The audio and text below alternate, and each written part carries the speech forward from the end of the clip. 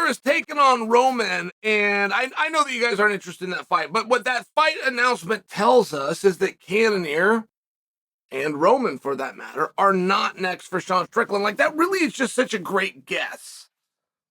It's such an incredible guess as to what's out there. Like, if you were to look at the usual suspects, you would have to dismiss Robert Whittaker, which is a surprise, right? I mean, it's almost hard to say. 4 years? Is it 5 years? That Robert Whittaker has either been the number one contender, the number one ranked guy, or he's been the champion. Am I close on that time frame? It might be 6 years. So it's a very interesting spot when Robert's not in that position. So then, of course, you have du Plessis. Now, du Plessis could get the opportunity. He's just not going to be the one they want to give the opportunity. Like, things happen all the time. There's not anyone on the decision-making level at the UFC that's going to go, okay, du Plessis, we're going to give you an opportunity to compete with a guy who was willing to compete with a guy in an opportunity that was supposed to be yours and you decline. Like, that isn't how it works. Not to mention, you would have a much bigger problem if du Plessis was to win. Like, a really big middleweight fight right now is du Plessis versus Adesanya. There's just resistance on making that prediction. If you couldn't make that fight happen when it's for the world championship, it's tough from a logical standpoint to believe that you can make that fight happen when you remove the greatest prize that you had in the first place. Doesn't mean that you can't. Guys do weird stuff all the time. I'm just sharing with you, it wouldn't be the first phone call they would make because they would assume if we failed at this already and now we've removed the championship, we're going to fail again. I think they could be wrong. I think that you could make that fight. But moreover, if you were to put du Plessis against Sean Strickland and du Plessis wins, you're now going to have a hard time making du Plessis versus Adesanya. Like, getting Adesanya back to the belt in a fashion that doesn't go through Sean Strickland isn't going to be the ideal path. So then you look at the obvious suspects of Chimaev versus Paulo Costa. And as obvious as that is, time is ticking down, and the big announcements still haven't been made. I'm talking about the announcement that that'll be the number one contenders match. Not to mention, Chimaev and Paulo Costa are not acting and behaving. If you look at the way they both act and behave before they've had fights, neither one of them is acting and behaving as though they're going to fight.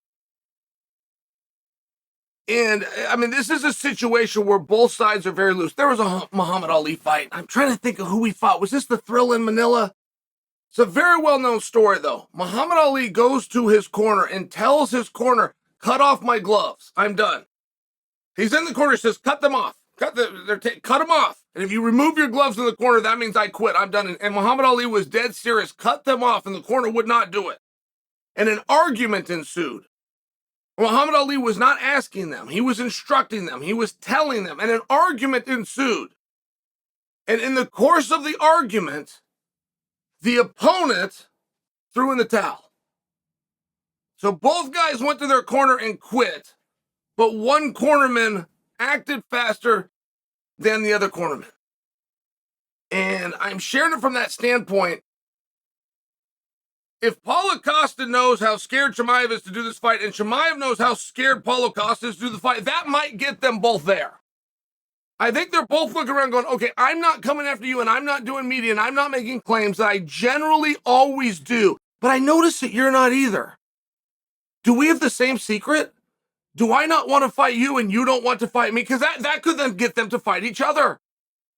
But there's just something very bizarre going on with everybody's behavior towards that fight. And it feels like that's the one thing that's holding that up from being named a number one contenders match. It has already been stated if Chimaev wins his next fight and it's at 185 pounds, he will then fight for the belt. Now, it was a different world at that time. Adesanya was the champion. It was just a different situation. But I'm telling you, that has never been pulled back. So I believe that that's still on the table. Chimaev and Sean Strickland used to be training partners. Does that matter? Is that a big deal? I don't think so to either one of them.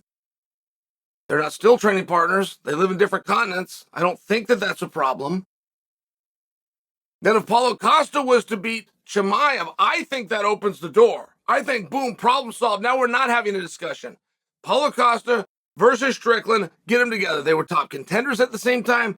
Now they can be title challengers. I did read a report that there was a pushback on giving a push to Paulo Costa because he's only fought 2 times in 2 years. I don't know how accurate that is. But it is really hard to figure out who you think is going to be next for Sean Strickland, particularly when Sean isn't calling anybody out. Sean isn't giving a nudge in any such direction. Nobody's going to be picked for that match, which isn't even going to take place until 2024, until after Paulo Costa versus Chimaev. And it does feel as though the winner of that is going to be the number 1 contender. It feels that way. It seems that way. But if that's the case, who should Robert Whittaker fight next? And therein lies a little bit of a problem. Who should du Plessis fight next? Should we just do du Plessis and Adesanya now? Even though the belt is gone, should we try to make that fight now? Because if you start to look at all of the pieces and you start to really try to figure out who it's going to be, if you're not acknowledging that Paulo Costa versus Chimaev is the number 1 contenders match, then you're forced to accept what you've been trying to deny the entire time that you started this riddle, which is they're going to do a rematch. It's going to be Strickland versus Izzy.